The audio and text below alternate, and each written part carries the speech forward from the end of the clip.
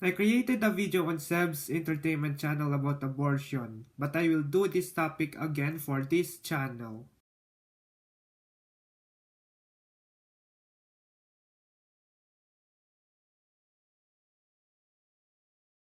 History states, on January 22, 1973, U.S. Supreme Court had ruled abortion was a constitutional right under the 14th Amendment.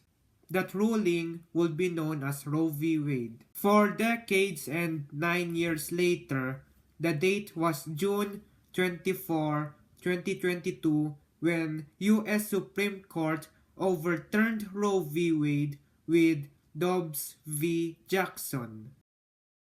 This succeeding ruling did not ban nor illegalize abortion nationally. Instead, it gave states the power to decide the issue within their jurisdictions. Furthermore, I agree with this ruling not because I am pro-life, but because America practices federalism, which gives states the power to create their own laws. If you want to see my theological perspective about abortion, I suggest that you watch this video and the link is on the description.